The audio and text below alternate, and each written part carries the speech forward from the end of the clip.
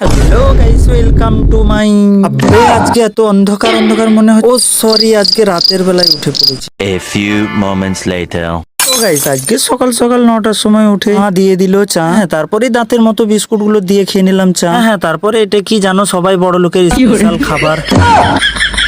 তারপর সবকিছু খেয়ে পরিষ্কার করে দিলাম সকাল। তো গাইস, তারপরে 9টা-10টার দিকে সোয়েটার জামা চুড়িদার পরে একটু সাবান ঘষে রেডি হয়ে গেলাম। হ্যাঁ, তারপরে এই কালো ছাগলটাকে নিয়ে আমি বেরিয়ে চলে এলাম এরকম একটা রাস্তার দিকে। তো গাইস, তারপরে কয়েক মাস কোটি কোটি রাস্তা জার্নি করার পর ফাইনালি আমরা চলে এলাম এখানে। হ্যাঁ, এখানে এসে প্রথমত কালো ছাগলটা পার্কিং করে দিলাম।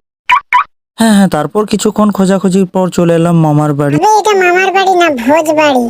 হ্যাঁ, ফাইনালি চলে এলাম বিয়ে বাড়ি। কিছুক্ষণ অপেক্ষা করার পরই চলে এলো ব্রেকফাস্ট। হ্যাঁ, তারপরে ব্রেকফাস্ট কমপ্লিট করে দিলাম আমি শটাক করে।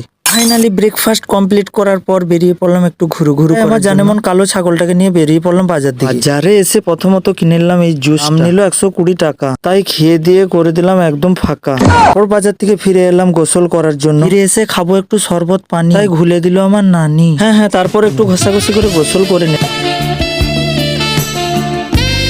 তারপর গোসল কমপ্লিট করে রেডি হয়ে গেলাম, চলে এলাম এই বিয়ে বাড়িতে। ফাইনালি কিছুক্ষণ অপেক্ষা করার পরই দিয়ে গেল ছাতা, সরি পাতা। তারপর এদের সঙ্গে একটু গল্প সল্প করতে করতে চলে এলো গরম গরম চিকেন বিরিয়ানি। এটা তো প্লেন বিরিয়ানি, তাই গরম গরম খেতে লাগলাম। হ্যাঁ, তারপর দেখি দিয়ে গেল চিকেন গুলো ছিল আমার গালের মতো খুব সফট। বলেন কি?